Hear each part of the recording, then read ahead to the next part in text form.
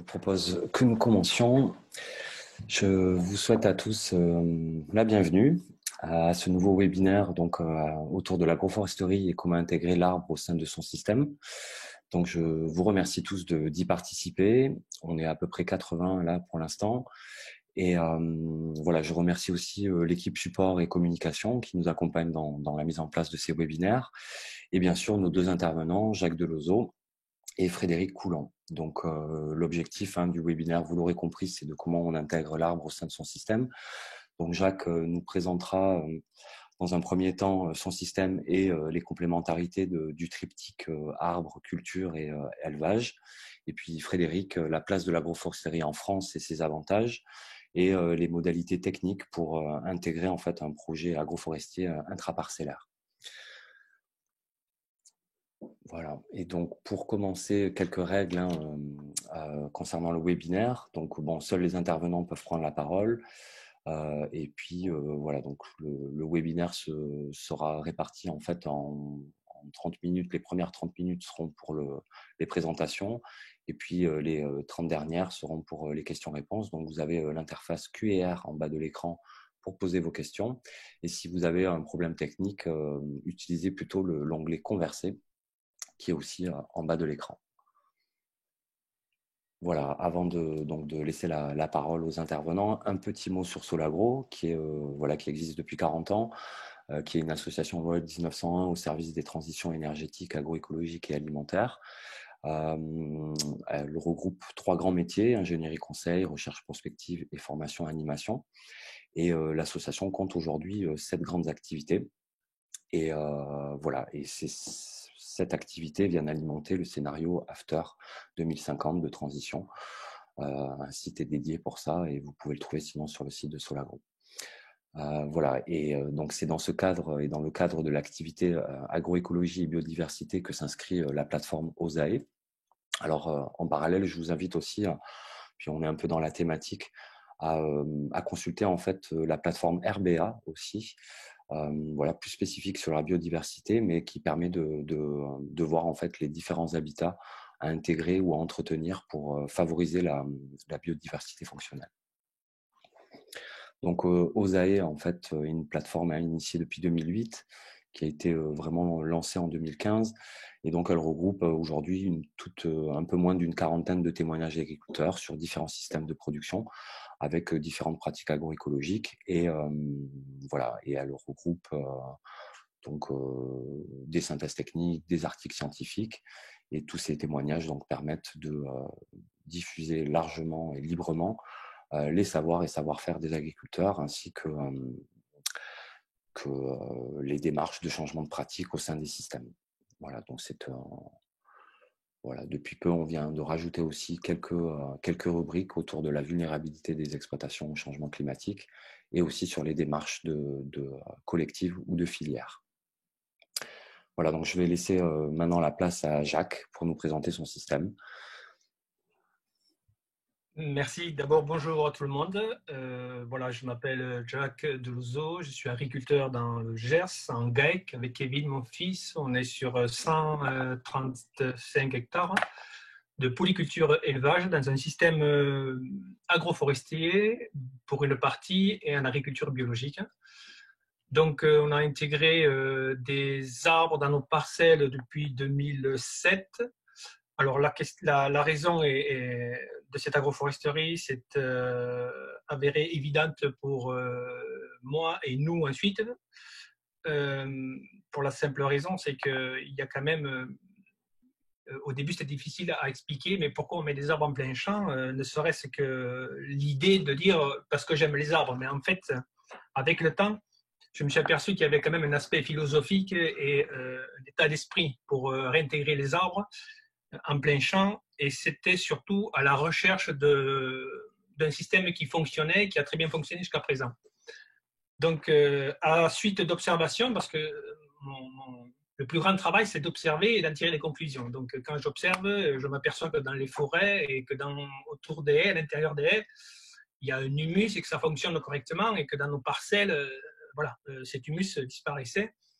Et on voulait mettre en place un système qui ressemble un peu à de la prairie et à de la forêt. Donc, l'idée de mettre des arbres en plein champ est venue à la suite de lectures d'autres pays. C'est fait depuis, ça se faisait depuis quand même pas mal d'années. Donc c'était en 2007 et ça correspondait à ce qu'on recherchait. Mais c'est juste un élément complémentaire, mais un des principaux acteurs de cette pratique, parce que l'arbre, il met du temps à pousser, à se mettre en place. Donc, plus tôt on le mettra en place, et mieux ce sera pour les effets qui sont exponentiels avec le temps. Donc, comme je disais, c'est une partie de notre conclusion, parce qu'il y a la technique culturelle, les cultures qui entourent l'agroforesterie, les pratiques et l'élevage. Tout ça, pour moi, c'est complémentaire, car on recherche un système qui fonctionne le plus naturellement possible. Notre philosophie, c'est de l'autonomie. C'est de l'autonomie au sein de l'exploitation, en essayant d'acheter le moins possible à l'extérieur. Cependant, on achète quand même de l'extérieur parce qu'on n'est pas autonome à 100%. Mais avec cette pratique culturelle, élevage et agroforestière, on arrive quand même à trouver un système qui fonctionne très bien, sans intrants, en travaillant au minimum le sol. Donc, ce que j'attends des arbres, moi, c'est, comme tout le monde le sait, c'est par les racines et les feuilles annuelles qui vont venir fertiliser mon sol, et aussi les branches de taille, d'élagage dans le temps. Mais aussi le bois de chauffe et le bois d'œuvre pour plus tard, parce que c'est une agriculture de long terme et je dirais même générationnelle. Donc, ce qu'on va mettre en place, ces alignements d'arbres qui a quand même la particularité de préserver une parcelle de, on va dire, 3 à 4%, qui correspond à 3 à 4% de la surface du sol. Et là vont s'installer, bien heureusement, pas mal d'auxiliaires de culture. Ces insectes qui vont aider l'agriculteur à lutter contre quelques ravageurs. Et on observe que ça se fait quasiment les premières années. Les premières années, vous avez les coccinelles, quelques pollinisateurs qui viennent s'installer sur ces alignements d'arbres. Donc, cette agriculture, elle demande un minimum d'entretien et surtout, elle demande cet aspect philosophique et cette volonté de vouloir mettre des arbres parce que ça doit se protéger, ça doit s'entretenir. Et il faut être dans cet état d'esprit parce que c'est une agriculture de long terme. Je pense surtout à la taille et au façonnage du houppier pour pas que ça vienne gêner le travail des engins, des cabines. Mais c'est gérable et c'est un peu ce résultat qu'on recherche pour restituer un peu dans nos parcelles. Donc, je disais que c'est complémentaire à nos cultures parce que l'arbre tout seul, il met du temps à pousser, mais pour avoir un système agricole qui fonctionne, on fait des intercultures et on restitue au maximum dans nos parcelles et l'élevage vient complémenter. Le fait d'avoir de l'élevage dans un milieu agroforestier, comme on le voit ici, ça permet, en période chaude, et on connaît quand même en ce moment des périodes assez chaudes, d'avoir un espace ombragé. Et là, pour nous qui avons des brebis, des ovins, on s'aperçoit que dès qu'il fait chaud, dès qu'elles ont mangé la matinée, elles vont se remiser pour ruminer autour de ces ombres d'arbres.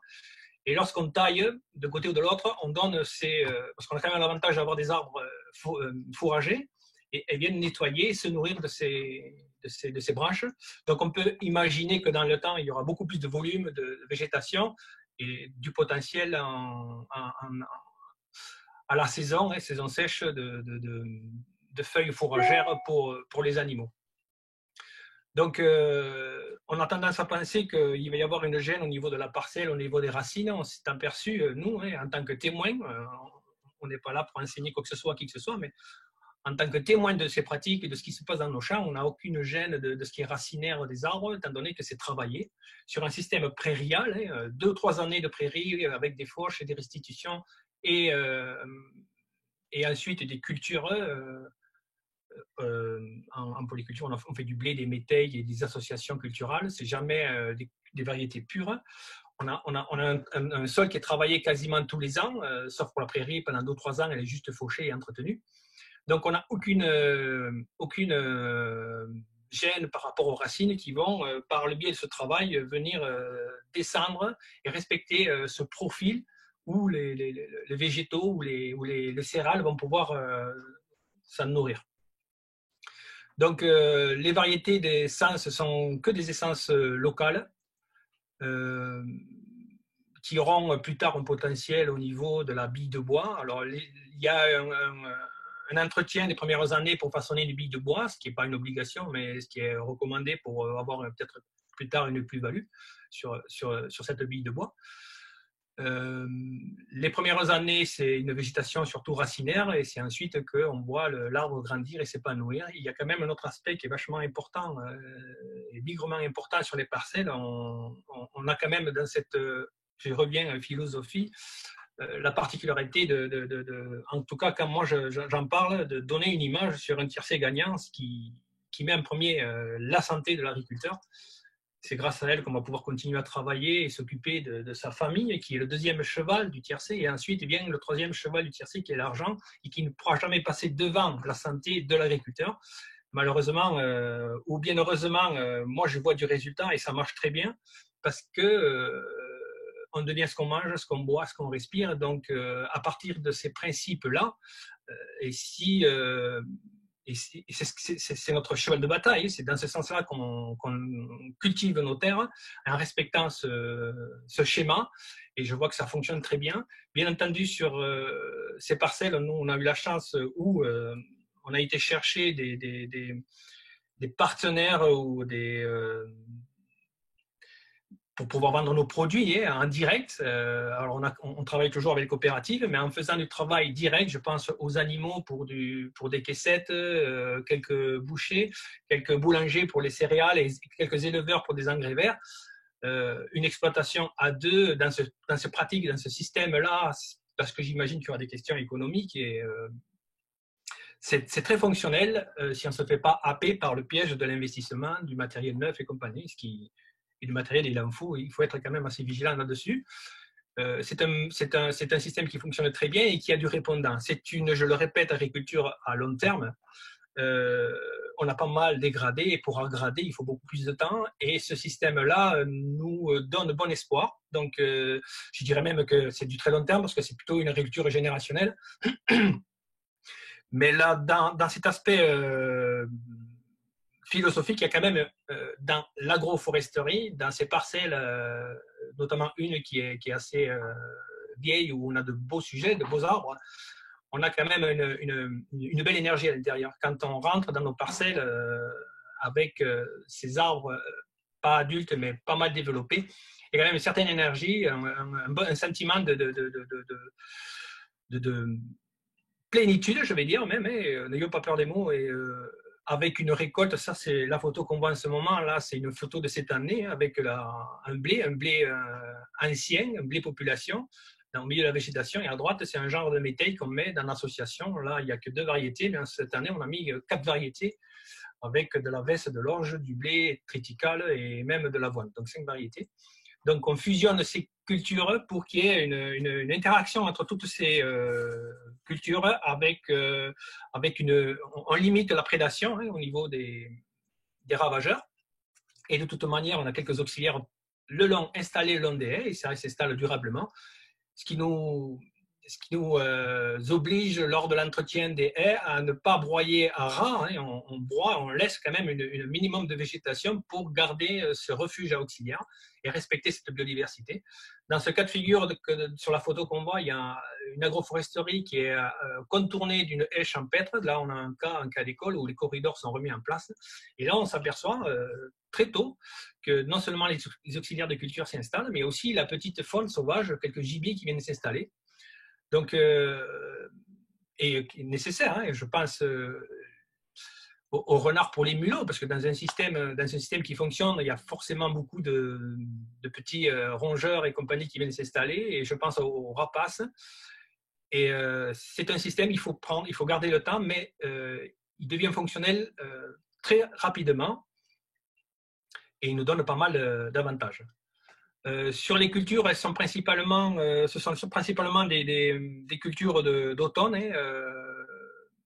Au printemps, on en fait très peu, ça correspond à peine à 10%. On a une région où il pleut très, très, très peu en été. Mis à part cette année, c'est pas mal parti. On n'irrigue pas. Donc, on fait quelques sorgho en complément alimentaire pour nos animaux, pour complémenter dans ce système où on essaie de rester autonome. beaucoup de cultures d'automne avec oui, avec des métayers, avec des associations et une rotation prairiale, ce qui nous permet de préparer, nettoyer nos parcelles sur tout ce qui est indésirable parce que on a, dans notre aspect philosophique, encore une fois, j'y reviens assez souvent, on ne lutte pas contre des mauvaises herbes, on vit et on travaille avec les adventices, avec tout ce qu'il y a sur nos parcelles. Donc, c'est pas parce qu'il y a 4 pieds de chardon que c'est un gros malheur, bien au contraire. Et il y a quand même un autre aspect qui est beaucoup plus, on va dire, je ne veux pas dire spirituel, mais ni quantique, c'est que comme tout est dans l'idée qu'on se fait de notre futur, nous, on part toujours confiant. Quand on va semer, quand on va préparer, quand on va faucher, on transfère toujours des idées positives. Ça fonctionne. C'est ça la magie de ce principe, c'est qu'en restant positif, en n'ayant pas peur, en osant, en faisant confiance à nos sols, parce qu'au début, faire confiance à son sol, c'est quand même si c'est le troisième cheval du TRC, il y a quand même le côté économique qui est important. Et dans un système où on installe des jeunes, où il faut beaucoup d'argent, ils passent souvent en première position. C'est le piège. C'est un des pièges, à mon avis. Mais ce système répond. Il faut être confiant, avoir confiance. Bien entendu, il faut peut-être trouver des débouchés ou et trouver des partenaires qui sont dans ces démarches-là. Ça peut se faire dans des surfaces, je dirais, moyennes. 135 hectares à 2, c'est viable. Sur un système où on essaie de rester autonome et de la vente directe. Voilà, ce sont quand même les conditions pour réussir ce système-là. Être confiant et avoir confiance à nos sols, parce qu'il répond très vite et de façon exponentielle. Le seul facteur limitant, c'est l'eau. Alors pour l'instant, on ne peut pas trop la maîtriser, enfin, je ne pense pas. Sinon, tout le reste, ça reste, on va dire, compliqué par sa simplicité. Voilà, il faut retrouver les principes de base et ça fonctionne très bien. Merci Jacques. Merci. Ben, on passera donc aux questions-réponses. Elles sont bien notées à la suite de la présentation de Frédéric, donc, qui est notre chargé de projet agroforesterie, paysage et agriculture au sein de Solago. On ne t'entend pas, Fred.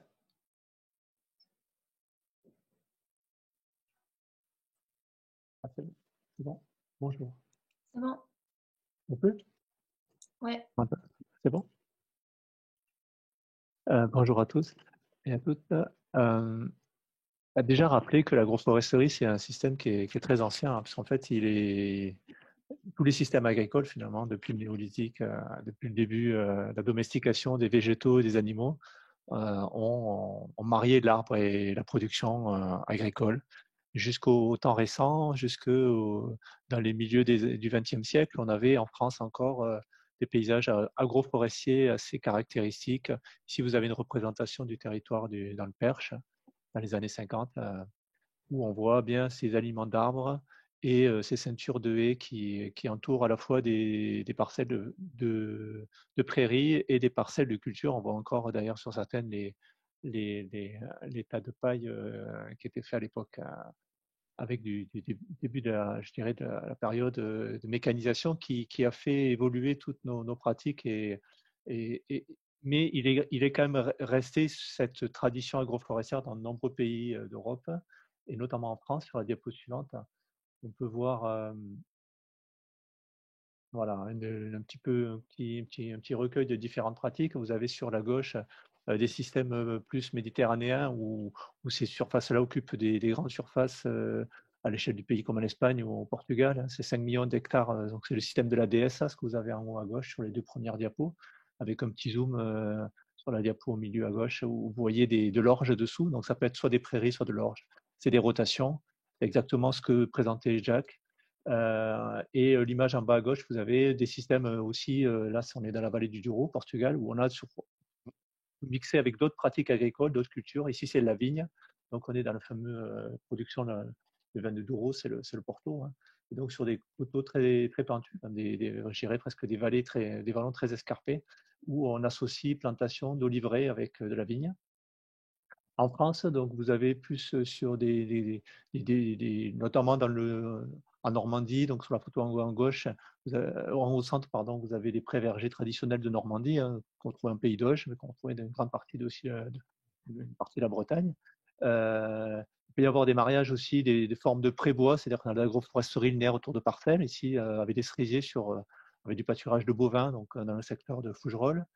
Des formes bien sûr plus qu'on retrouve aussi dans le pourtour méditerranéen avec des productions d'oliveraies et du maraîchage. Ça, c'est des choses qui sont aussi caractéristiques de nos paysages circum-méditerranéens. Pardon.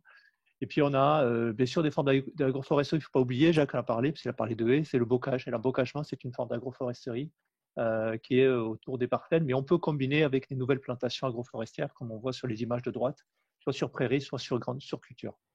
Alors, les intérêts de l'agroforesterie, ben, c'est le facteur qu'on fait rentrer dans la parcelle, c'est l'arbre. Et Jacques en a parlé, je ne vais pas trop détailler, mais le principe de base, c'est en fait là, l'arbre, il a ce rôle de fixation du carbone. Alors, il fixe du carbone dans sa biomasse, hein, ce qui va permettre de produire du bois, produire, je dirais, tous nos services directs de production, mais il va surtout le fixer, il va l'apporter au sol, soit au niveau de la litière, par la chute des branches et des feuilles, on en a parlé aussi Jacques, et par les racines surtout, notamment la décomposition des racines annuelles, des petites racines, qui vont être aggradées au sol via toute une chaîne je dirais, de vie biologique qui va se développer autour des vers de terre, des décomposeurs, et qui vont permettre, et ça c'est très important, c'est dans le temps, de faire évoluer la structure du sol, notamment sa porosité. La vie du sol va vraiment être renforcée.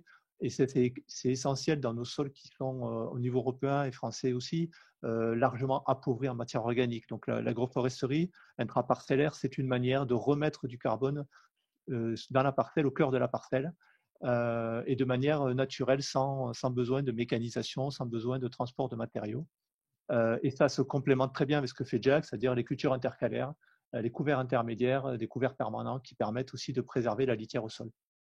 Donc cet arbre-là, par son fonctionnement racinaire en souterrain, va permettre d'augmenter, de modifier le sol dans le sens où il va avoir ce complexe argilo-humique qui va se développer, donc c'est la complexation entre argile et matière organique, et qui va permettre d'augmenter les stockages d'eau.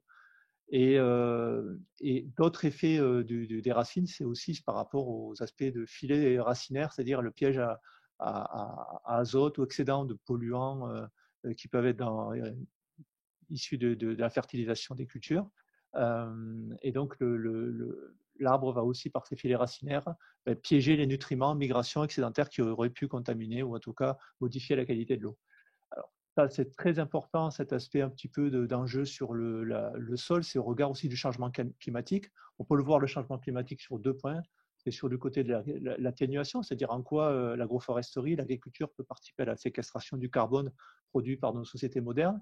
Et on peut le voir aussi par rapport à l'adaptation, et là aussi il a évoqué Jacques, à travers notamment la protection des sols contre l'érosion, la protection des cultures, et l'amélioration finalement de tout l'écosystème agroécologique autour du sol et de l'arbre. Sur la diapo suivante, on va voir d'autres effets, bon, je vais les citer, hein. C'est notamment l'intérêt pour lutter contre l'érosion, notamment le fait qu'on a sur les lignes d'arbres, on a des bandes enherbées qui se développent, hein, qui sont fauchées en général une fois par an, qui ne peuvent pas être désherbées du point de vue réglementaire. Et donc, ça permet une végétation touffue. Et petit à petit aussi, les racines, elles, par leur développement au pied de l'arbre, elles modifient le sol, elles facilitent l'infiltration de l'eau dans le sol. Donc, il y a un aspect d'obstacle naturel qui se reproduit, puisque là, on a sur des rangées d'arbres qui peuvent aller entre 12 ou 15 mètres jusqu'à 25 mètres, c'est-à-dire qu'on a une parcelle qui peut être protégée tous les 25 mètres, avoir l'équivalent d'une bande enherbée plus un tissu ligneux. D'autres intérêts, c'est autour de, bien sûr, la biodiversité. Jacques en a fait part très rapidement en disant qu'effectivement, il a noté, il a observé l'apparition d'insectes. C'est vrai que ce rôle finalement de zone de refuge créé par ces bandes enherbées, ces lignes d'arbres qui ne sont pas, je dirais, perturbées par l'activité agricole. La seule perturbation étant une fauche annuelle, comme je venais de le dire. Donc, c'est vrai que ça favorise le retour de nombreux insectes, de nombreux pollinisateurs qui viennent y trouver ici des fleurs qui sont en décalé des cultures et en tout cas un couvert permanent tout au long de l'année. Donc ça, c'est un point essentiel pour l'équilibre écologique.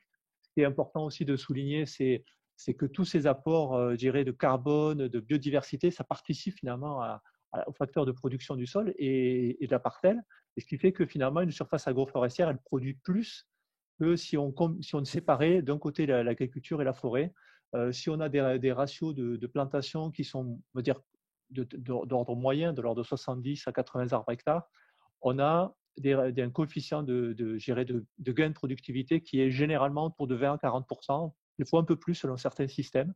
Ça va dépendre de la nature du sol au départ. Par contre, ça suppose des conditions préalables. Hein. Il faut effectivement limiter la concurrence, Jacques en a parlé, c'est-à-dire plutôt planter les arbres quand même sur les sols qui s'y prêtent, hein, qui sont suffisamment profonds pour que justement les systèmes racinaires puissent s'enfoncer sous la culture et donc ne pas revenir chercher à concurrencer la culture, parce qu'à ce moment-là, on aura un impact négatif sur la production agricole quand même, qui est l'économie première de l'exploitant. Ce qui est important, c'est aussi de travailler aussi sur les notions de densité, ne pas dépasser des densités, notamment quand on a un climat, plus le climat est sec en été, et plus on aura intérêt à diminuer les densités d'arbres. Donc, généralement, on est entre 40 et 80 arbres hectares. Ça peut être plus, ça dépend des formes d'arbres. Vous savez que sur des peupliers qui sont en cycle court, on peut avoir des plantations plus importantes. Il faut aussi privilégier, Jacques en a fait part, c'est les cultures d'hiver, parce que les cultures d'hiver, elles ont une implantation, je dirais, elles ont commencé leur végétation avant que l'arbre a pris sa place, rentre en végétation. Et du coup, les cultures ont le temps de s'installer et ne sont plus concurrencées par les racines des arbres. Quand l'arbre repart en végétation, par exemple, le blé d'hiver ou l'orge d'hiver, il a déjà commencé à pousser. Donc, ça diminue ses concurrences, ses risques de concurrence. C'est intégrer aussi des espèces à des bourrages tardifs, notamment les noyers, par exemple, sont intéressants. Certaines espèces de chênes aussi à des bourrages tardifs. Ça limite l'impact de l'ombrage sur la culture au printemps. Hein. Si on a des arbres qui commencent à mettre à feuillaison, je dirais courant avril, ça veut dire que la culture qui était là implantée à l'automne, elle a déjà commencé à bien bénéficier de l'ensoleillement qui est souvent plus limité au printemps ou en fin d'hiver. Et c'est favoriser les synergies, notamment par la diversification des espèces fruitières. Et aussi, il faut surtout travailler sur le temps long, parce que le rendement de la biomasse de bois, on le récolte à la fin, c'est-à-dire au bout de 30 ou 40 ans. Heureusement, on a d'autres intérêts dont je vous ai parlé avant, c'est synergétique, c'est les intérêts agroécologiques et de biodiversité. Alors, juste donc, par rapport à ces questions d'implantation, donc sur la diapo suivante, on peut voir les étapes clés, hein, c'est notamment bien préparer le sol sur la ligne d'arbre. Hein. En général, on fait un décompactage en profondeur pour casser notamment s'il y a la semelle de battance ou une croûte qui s'est formée sous l'horizon de labour habituel. Donc, il faut casser cette couche pour favoriser l'implantation de l'arbre. Donc, plutôt de manière large pour qu'il puisse s'installer rapidement, parce que l'installation rapide, c'est un facteur clé de la réussite de la plantation. C'est important aussi de mettre en place la bande enherbée le plus tôt possible avant la plantation de l'arbre.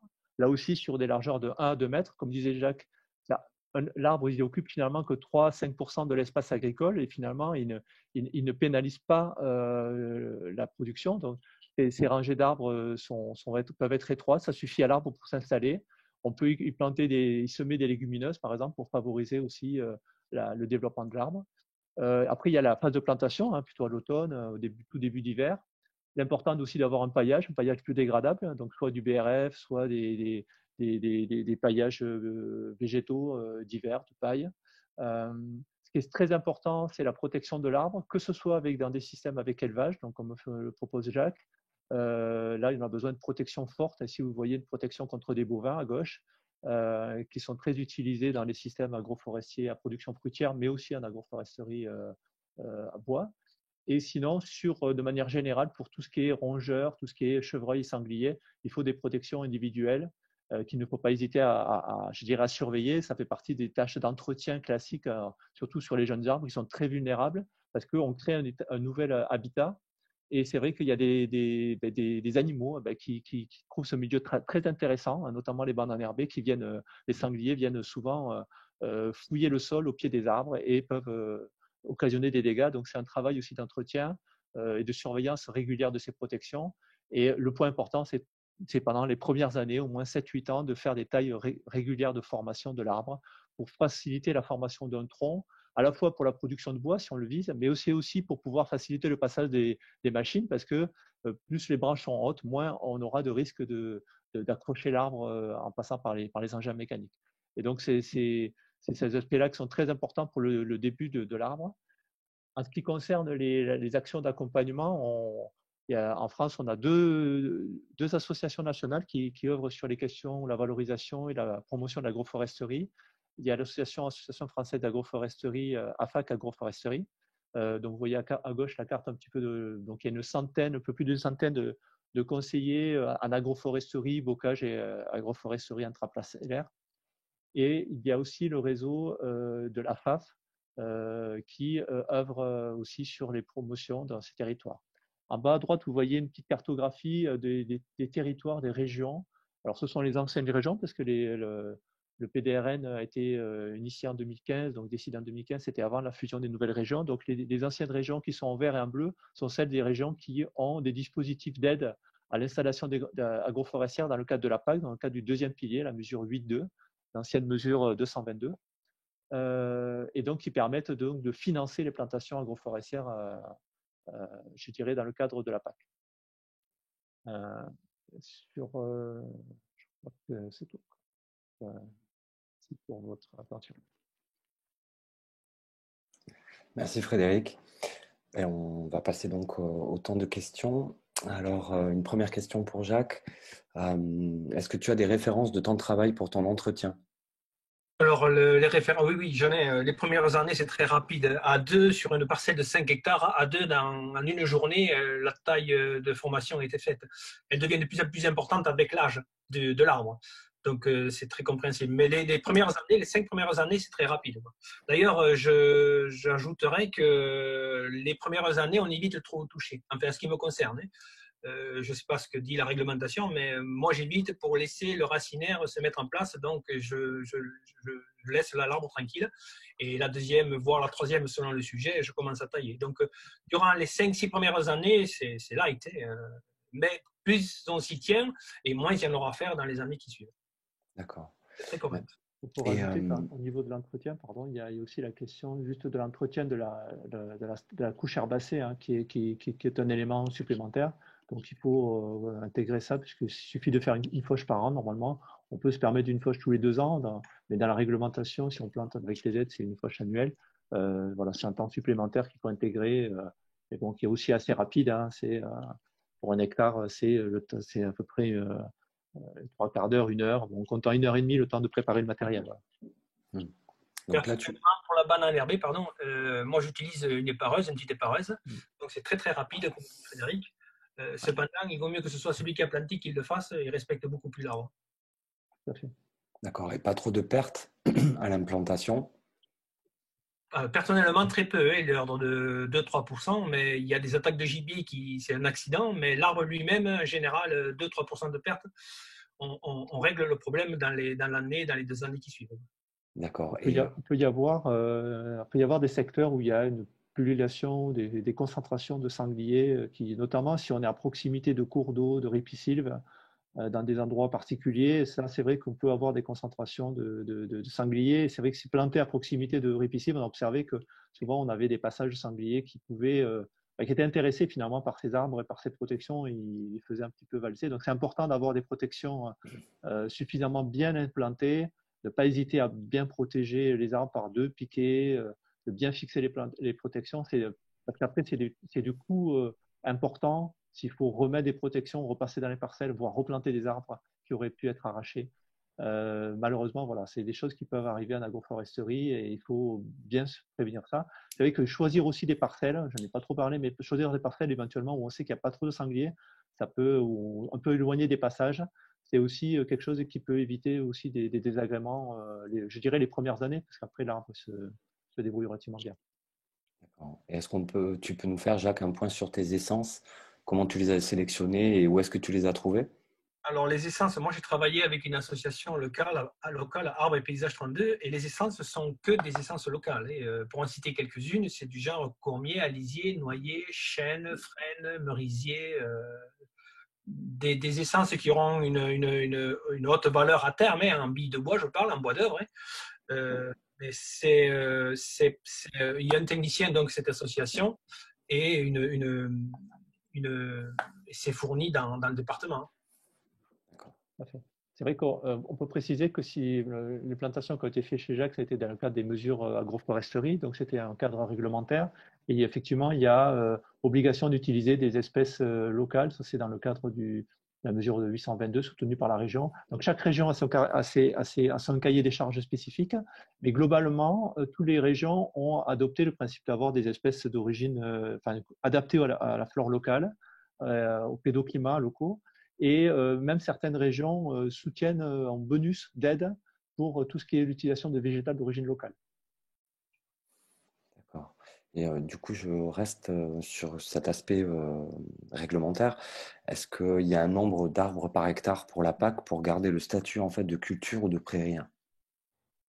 Effectivement, Jacques, je ne sais pas si tu veux répondre, mais c'est vrai qu'il y a un seuil à ne pas dépasser si on veut garder l'intégralité de la DPU, enfin de DPB maintenant, c'est 100 arbres hectares. C'est-à-dire qu'au-delà de 100 arbres hectares, la parcelle pourrait perdre une partie de ses droits dans le cas du premier pilier. Les plantations, les densités minimum, en général, c'est autour de 30 arbres. C'est justement pour avoir un effet quand même agroforestier et pas avoir des plantations d'arbres isolés. Donc il y a un minimum. Donc c'est entre 30 et 100, c'est ce qui est conseillé pour rester dans la réglementation du premier pilier, minimum état de 30 étant pour en général le cahier des charges du deuxième pilier de la mesure 8.2. On peut planter davantage et on peut planter jusqu'à 150 arbres hectares dans certains systèmes. Mais voilà, on a le risque de perdre la DPB. Donc, ça dépend de l'objectif du bois. Hein. Si on a des cycles courts avec du peuplier, c'est quelque chose qui peut être intéressant économiquement. Donc, voilà, c'est des choix à faire en fonction du bénéfice de l'arbre en termes de production et de valeur. Je vais cumuler du coup deux questions par rapport en fait tu disais Jacques que tu n'irriguais pas, tu n'avais pas d'irrigation, mais as-tu quand même arrosé tes arbres en première année? Est-ce que tu prends en compte le changement climatique dans le choix de tes espèces? Donc, pas d'irrigation. En ce qui me concerne, surtout pas d'assistanat sur ces arbres-là. Sur les premières années, ni les secondes, d'ailleurs, c'est jamais arrosé. C'était quoi la seconde question? Si tu prenais en compte le changement climatique, en fait, dans le choix de tes espèces. Donc, il y a un seul sujet qu'on n'a pas planté, c'est le charme, parce qu'apparemment, il ne supporte pas que les grosses chaleurs. Mais on n'a pris que des essences locales qui sont censées supporter. Mais je ne sais pas jusqu'où ira le réchauffement climatique. Donc, et en parlant de réchauffement climatique, je pensais aussi tout à l'heure, Frédéric en a parlé un peu sur l'ombrage que faisait le houppier sur la culture. Moi, j'ai remarqué qu'en fin de cycle de nos céréales, l'ombrage dans les prairies, dans les champs agroforestiers, aidait beaucoup la maturité, la fin de maturité ou l'excès d'ensoleillement pour achever la maturité dans de bonnes conditions. Il se faisait un système d'échaudage en fin de cycle qui quand même rendait le grain un peu plus rabougri, on va dire, et ce petit ombrage d'une heure ou 2 heures par jour a fait du bien à la parcelle. Bon, c'est d'autant plus vrai, Jacques.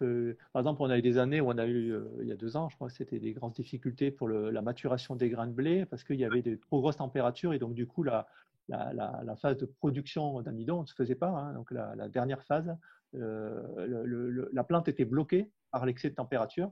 Et ce qu'on se rend compte, c'est qu'au moment où le soleil, parce que les heures les plus chaudes, finalement, elles arrivent aussi. Ce qui est important, c'est la durée de la chaleur. Et c'est vrai que d'avoir des arbres agroforestiers, plus le soleil va descendre à l'horizon et plus l'ombrage va être important sur la parcelle et va permettre, je dirais, de rafraîchir la parcelle plus rapidement, donc d'avoir des températures nocturnes aussi plus basses et qui va un petit peu aussi soulager la plante. Donc, dans le cas du changement climatique, il est évident qu'on va avoir de plus en plus ce problématique d'échaudage de culture qui va être confronté. Et on a aussi ce problématique chez les animaux, bien sûr, le bien-être animal. Et ça, c'est, je dirais, un bénéfice à long terme de l'agroforesterie, mais effectivement, il faut que les arbres soient suffisamment grands. Donc, il faut des arbres d'au moins 20-25 ans pour avoir un effet significatif sur la parcelle. Mais ça peut s'observer déjà très rapidement sur le pied des arbres les premières années, effectivement. Sur les prairies aussi, on se rend compte qu'on a, quand on plante des arbres sur prairie, on a une humidité de la prairie, c'est-à-dire une herbe plus verte pendant 3-4 semaines plus tard que sur les parcelles dépourvues d'arbres. C'est des choses qu'on observe aujourd'hui. et qui seront certainement encore plus vraies en 2050, et surtout si on n'arrive pas à respecter les scénarios de limitation sur lesquels on s'est engagé. Donc c'est vrai que c'est un enjeu fort pour l'agriculture, pour le maintien de nos systèmes de production. La densité de 40 à 80 arbres par hectare est-elle valable aussi en cas d'association arbres plus maraîchage? Non, effectivement, là, on est sur alors, je dirais oui et non. C'est-à-dire qu'en fait, on peut avoir autant d'arbres. Par contre, ce qu'on va choisir, c'est des espèces différentes. C'est-à-dire quand on est en maraîchage, on va peut-être choisir des arbres de moindre hauteur. On n'a pas forcément cet intérêt-là à faire, parce qu'un arbre haut, il est aussi souvent large. Et donc, du coup, on va avoir une zone finalement d'ombrage qui va être très importante. Alors, c'est vrai qu'en maraîchage, on a quand même là, on a un jeu de produire en tout début de saison. On a aussi l'enjeu d'avoir aussi des cultures d'été. Je ne sais pas si on fait des productions de tomates, des productions de plein champ, donc je dirais de haute valeur. On a quand même un enjeu de pas trop dégrader, parce que ce qui fait la rentabilité économique d'une parcelle de maraîchage, c'est quand même le maraîchage. L'arbre, il doit être juste un complément pour, je dirais, garder l'outil de production le plus, je dirais, fertile possible. Donc là, on va privilégier plutôt des arbres de petit volume. Donc, de ce moment-là, on pourra toujours en mettre à peu près le même nombre, mais ça sera des espèces différentes, ou alors des espèces qu'on peut tailler en forme de tétard, par exemple, choses comme ça, qui repoussent très rapidement et qui, au bout d'un an, on refait leur volume et on va les tailler tous les 4-5 ans, ce qui fait une production, par exemple, de BRF qui permet d'aggrader, d'ajouter dans la parcelle de verger. Ça peut être aussi des arbres fruitiers qui se marient très bien avec du maraîchage. Donc, ce sont en général les plus petits arbres. On va aller sur du pêcher, sur l'abricotier, selon les régions, les oliviers à certains endroits. Voilà, c'est des arbres de petit volume. Le prunier se marie aussi bien avec ce type de production parce qu'il a un ombrage qui n'est pas très important. Voilà. C'est toujours une adaptation de l'espèce, le choix de l'espèce par rapport à la culture ou à la rotation de culture qu'on a. Moi, je rajouterais que moi, personnellement, j'ai rajouté à côté de l'agroforesterie la plus près de la maison une vingtaine de pieds de vigne, de raisins, de table, mais aussi des pêchers de vigne. Donc, tout est possible, tout est modulable. C'est sûr. Et pourquoi pas des artichauts. Une question du fond suisse qui apparemment l'agroforesterie se développe pas mal en Suisse. Est-ce que vous auriez des critères paysagers qui permettraient de sélectionner en fait des projets agroforestiers en faveur du paysage? Moi, au niveau du paysage, pour moi, tout est permis à partir du moment où on respecte cet environnement et les essences. Il y a un seul critère qui est peut-être à respecter quand la géographie le permet, c'est une plantation nord-sud. Après, à mon avis, tout est permis. Quand on respecte l'essence locale et cet environnement-là. On n'est pas dans du bananier ou du... En termes de paysage, c'est sûr que les paysages forestiers ou agroforestiers, agroforestiers ou bocagers sont quand même sont en général des paysages qui sont reconnus par la société, par les habitants en termes de cadre de vie, mais aussi par le tourisme.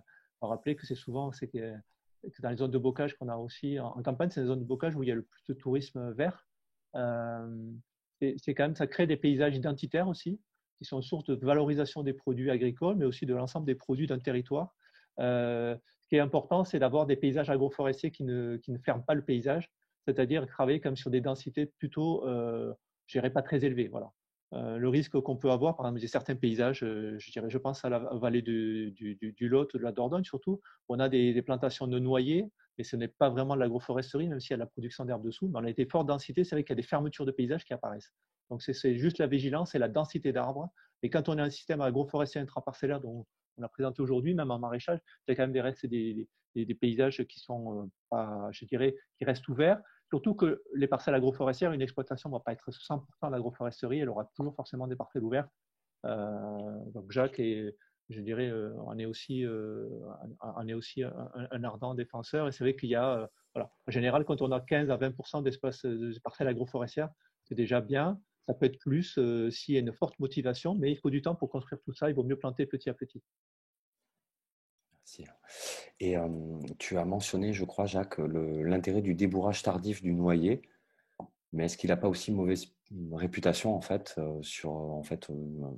La plus mauvaise réputation que j'ai trouvée chez le noyer, c'est l'hybride. Celui qu'on sème, celui qu'on plante en plein champ, le noir ou le blanc, il il faut se tenir. Il faut s'y tenir. Et la meilleure taille, c'est celle de d'été, celle qui va éviter le bouton de repartir. Ça reste un travail. Ça reste. Ce qu'il faut Voilà. bien voir, c'est. Voilà. Oui, Pardon, Jacques. vas-y. Ce qu'il faut bien voir, c'est que quand on plante des noyers, on ne plante pas uniquement du noyer.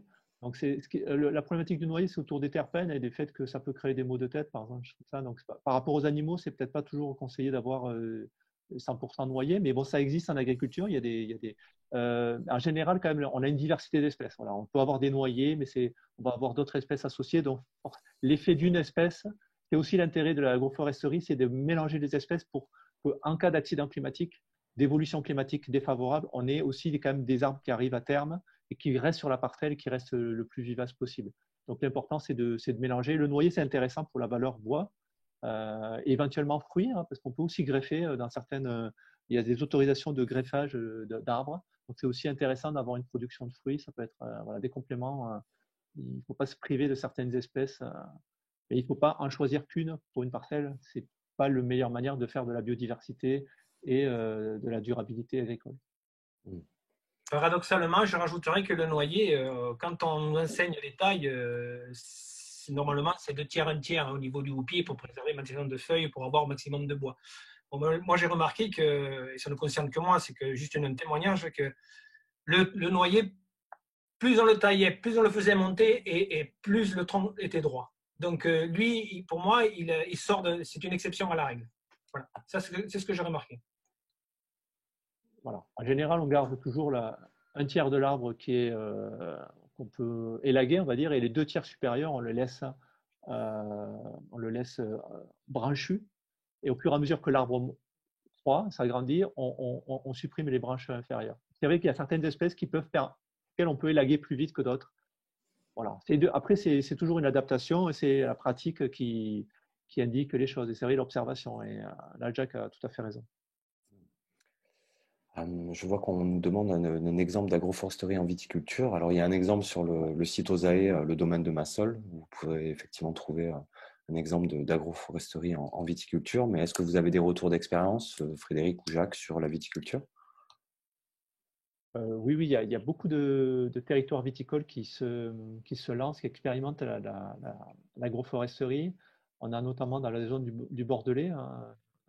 On a aussi l'Institut français du vin, la vigne du vin, l'IFV, qui en région méditerranéenne aussi expérimente. Et c'est vrai qu'il y a on a des problématiques liées à le réchauffement climatique, où on a des vins qui commencent à être vraiment de plus en plus riches en alcool et qui, voire même avec des difficultés de maturation des raisins, avec des raisins qui souffrent d'excès de chaleur et qui grillent au soleil.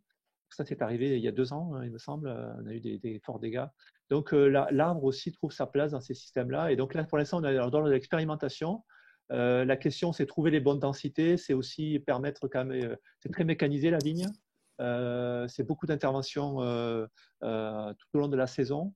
Donc, il faut trouver aussi la bonne équilibre avec l'arbre. Mais c'est sûr que l'arbre a sa place à jouer. Il y a des programmes de recherche. Et là, au niveau des offices de vin, il y a une forte demande et une forte préoccupation par rapport à la qualité des vins. Déjà d'aujourd'hui. Pourtant, je dirais la vigne, quand même adaptée au climat chaud, ben non, même la vigne souffre quand il fait 45 degrés.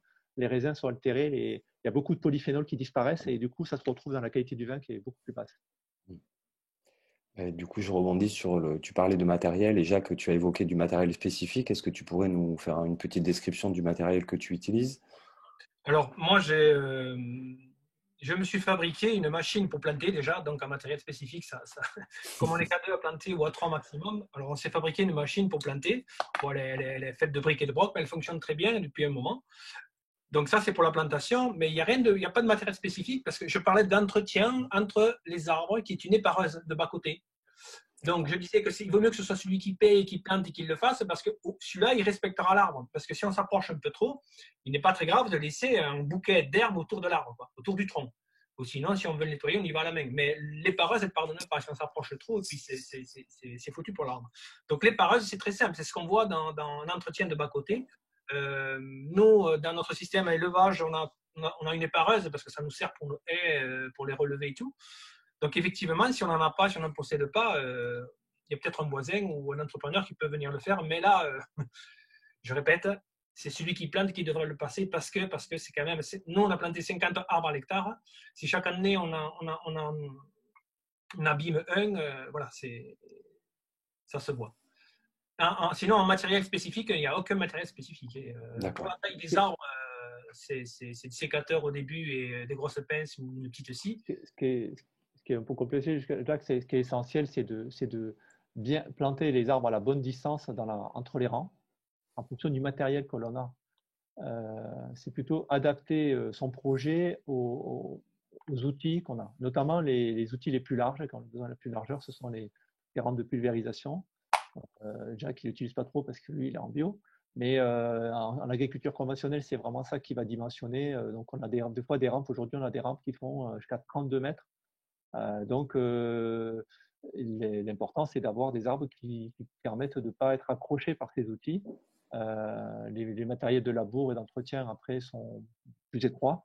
Mais ce qui est important, c'est plutôt ça, c'est de bien concevoir au départ et prévoir aussi l'évolution de matériel. Parce qu'il y a 10 ans, on avait un matériel d'une certaine largeur et aujourd'hui, on a des largeurs encore plus importantes. Donc, ça aussi, anticiper ça de manière à faire que son projet agroforestier, puis finalement, dans 20 ou 30 ans, il ne soit pas obsolète. Ou alors, c'est garder toujours le même type de matériel et dire, je travaille avec un type de matériel. Et c'est vrai que plus on élargit le matériel, plus on éloigne les arbres les uns des autres, et moins l'effet agroforestier est important. Donc, c'est aussi tout cet équilibre-là. Je pense qu'il faut avoir un état d'esprit où il faut être, je dirais, se mettre l'arbre au cœur de son projet et pas chercher toujours à adapter l'arbre aux techniques, parce que sinon, l'arbre, lui, il est longévif, hein, il est là pour 20, 30 ans, 40 ans, et il ne peut pas toujours s'adapter aux évolutions des 5-6 des dernières années. Donc, c'est un point de vigilance à avoir quand on se lance en agroforesterie.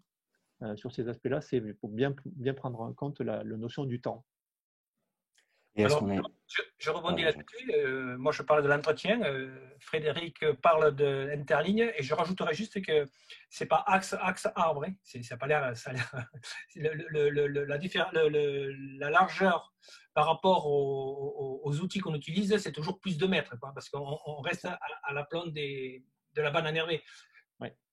C'est pas axe d'arbre. C'est pas axe, effectivement. Il faut prendre des marges de manœuvre. Parce que, surtout si on est en pente en plus, hein, si on est en des positions où on est en travers, il faut aussi tenir compte que les outils, des fois, ils se déportent un peu sur le sol un peu mou. Et c'est sûr, et il faut aussi prévoir aussi que la bande enherbée, elle va s'élargir au fur et à mesure que l'arbre va grandir, souvent. Parce que son effet de couronne s'élargissant, finalement, au droit de l'arbre, il y a peut-être moins de choses qui poussent. Donc, ça peut être plutôt intérêt à ne pas cultiver plutôt que d'essayer de passer trop près de l'arbre, voire d'accrocher des branches qui pourraient être des branches retombantes. Donc, voilà. Donc, c'est bien prévoir. Il vaut mieux avoir 2 à 3 mètres de plus, notamment si on est sur des pentes, sur des profils en travers. Et est-ce qu'on a une idée du rayon sur lequel l'arbre a une influence sur les cultures associées ou sur les cultures? Alors, en été, plus l'arbre est grand, plus l'influence est importante. Hein. Il y a une compétition d'eau. Hein. Ce n'est pas la faute de l'arbre, c'est parce que souvent, il ne pleut pas. Donc, ce n'est pas lui qui fait le… Évidemment, par contre, on gagne en fertilité et en qualité du sol au centre de la… Alors, dans le temps, ça s'équilibre. Hein. D'après ce qu'on lit sur les anciennes agroforesteries. Hein. Ça se comprend par la fertilité qui vient au centre de l'interligne. Moi, personnellement, depuis 2007 qu'on a planté, en culture d'automne, j'ai vu une petite différence, mais ça n'a jamais été signifiant. Par contre, mes arbres vont grandir. Donc, ça va, bien sûr, ça va se remarquer. Mais comme je le répète, on va le gagner. Bon, peut-être l'exploitant, l'agriculteur ou les enfants d'agriculteurs, ils vont le gagner sur la taille, sur la bille de bois, sur le bois d'œuvre, sur le BRF, mais la qualité au centre de la parcelle va s'améliorer. C'est une agriculture de long terme. C'est pas aujourd'hui j'ai 25, 30, 40 quintaux et demain j'en aurai autant. Non, c'est du long terme. Ça se calcule sur du long terme, la qualité et la quantité et le volume biomasse. Et cette notion de long terme, c'est aussi se projeter dans le climat futur où on va avoir, on nous annonce des déficits hydriques encore plus marqués que ce qu'on a aujourd'hui. On a déjà aujourd'hui des sécheresses qui reviennent de plus en plus fréquemment et demain, ça sera presque un climat normal d'être en situation de sécheresse pendant 3 mois, d'avoir des épisodes de grande pluviométrie au printemps après avoir eu un hiver sec. ou un hiver doux et un automne très sec. Donc, on peut avoir des périodes comme ça de 4-5 mois où on a un déficit pluviométrique important. Vous savez que dans ces scénarios-là, dans cette hypothèse-là, qui est quand même assez probable, l'arbre il va aussi avoir ce rôle-là de maintenir la vitalité du sol, de favoriser le stockage d'eau, faire que l'eau reste sur la parcelle et ne s'échappe pas par ruissellement, par infiltration verticale, donc qu'elle soit bien interceptée par les matières organiques qui est dans le sol grâce aux arbres. Et ça, c'est un facteur clé de la productivité. C'est-à-dire qu'aujourd'hui, on peut dire qu'il y a un impact, quand on dit, mais on observe plutôt des impacts positifs si on regarde l'ensemble de la production. Mais si on regarde la culture, effectivement, on a peut-être que 80% de production. Mais peut-être que demain, les parcelles, si on regarde juste le blé agroforestier, peut-être qu'il produira plus comme blé qu'un blé sur sol découvert, sur sol sans arbre, parce que le changement climatique sera à l'œuvre et on sera dans d'autres scénarios d'adaptation. Et ça, c'est des choses qu'on, malheureusement, on a du mal à se projeter. Hein. C'est pas on ne peut pas se décider aujourd'hui, un agriculteur, même qui démarre en agriculture, en disant dans 50 ans, quand tu vas finir ta carrière, tu seras dans un autre climat. C'est encore plus vrai en agroforesterie. Un des freins aujourd'hui de l'agroforesterie, c'est qu'on a beaucoup d'agriculteurs qui sont proches de la retraite. Donc, effectivement, dans ce cadre-là, s'il n'y a pas de transmission à des enfants ou des transmissions à des personnes qui viennent derrière, si la transmission n'est pas assurée, se lancer dans l'agroforesterie aujourd'hui, c'est finalement, à quoi bon finalement, puisque derrière moi, il n'y a personne, ou je ne sais pas qui il y a. Et ça, c'est une vraie difficulté aujourd'hui du développement de l'agroforesterie, parce que c'est un projet, comme disait Jacques, multigénérationnel, voire je dirais presque sociétal, puisque ça peut concerner plusieurs générations d'agriculteurs. Il faut bien voir qu'aujourd'hui, on a beaucoup de matières organiques parce qu'il y a 150 ans, on avait des forêts là où aujourd'hui il y a des champs. Donc, on bénéficie des forêts de nos ancêtres. Donc, c'est l'arbre, il faut qu'il retrouve sa place, mais c'est vrai qu'il a besoin de plusieurs générations qui se lient pour ça. On nous pose des questions effectivement sur du coup la place de l'agroforesterie en conventionnel. Est-ce qu'il y aurait un impact des traitements phyto sur l'arbre, qui est lié au traitement des cultures? Et après, on finira avec cette dernière question, si vous voulez bien. Est-ce qu'il existe des méthodologies en fait pour évaluer en fait la contribution des arbres dans son système? Alors, la première ou seconde question? Ce que tu veux, Jacques. Pour la seconde, oui, parce qu'il y a l'INRA de Toulouse est venu, ils ont fait des mesures que je n'ai pas, ou partiellement. Moi j'ai un défaut, c'est que tout ce qui est calcul administratif, tout ça, pour moi c'est inné, désolé pour le téléphone, c'est quelque chose d'inné chez moi. Par contre, il y a beaucoup de scientifiques, beaucoup de profs, qui ont besoin de ces calculs, qui ont besoin de ces mesures. Et bien, l'INRA a fait des mesures, notamment sur l'interaction entre une racine de noyer et une racine de blé, pour voir les échanges qu'il y a sucre, azote et tous ces critères. Et on voit qu'il y a une interaction entre racinaire et au niveau des mycorhizes, et au niveau, ça c'est pas nouveau, tout le monde connaît le principe. Et pour ma part, pour la première question, moi je n'utilise pas de pesticides ni de produits de substitution. Cependant, ce qui fragilise la plante ne va pas nourrir l'arbre. Cependant, j'imagine que dans des conditions limites de traitement, quand tu en as une haie champêtre ou un aliment d'arbre, ça limite quand même la fuite de ces produits en extérieur. Pour moi, ça ne peut être que bénéfique dans cette fuite de... Effectivement, a priori, on n'a jamais observé, pas observé en agroforesterie de dégâts liés aux produits phytosanitaires. Par contre, en général, avec les produits phytosanitaires, il y a aussi d'autres fertilisants minéraux, donc notamment l'azote. C'est vrai que là, l'arbre a un rôle très important parce comme il est vraiment sous la culture et il occupe quasiment toute la parcelle quand il est à maturité, il protège vraiment beaucoup la qualité de l'eau. Comme il a modifié le sol, il a favorisé le stockage, le maintien de l'eau dans la parcelle, donc aussi ça permet aussi que cet azote soit dégradé par des conditions d'humidité, voilà, qui repartent, je dirais, qui ne descendent, qui ne vont pas dans la nappe phréatique.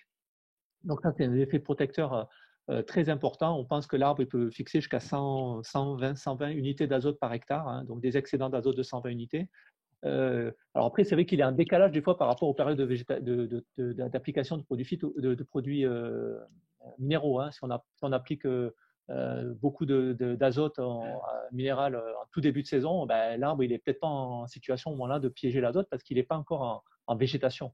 Des fois, il y a des retards de l'arbre par rapport à la culture.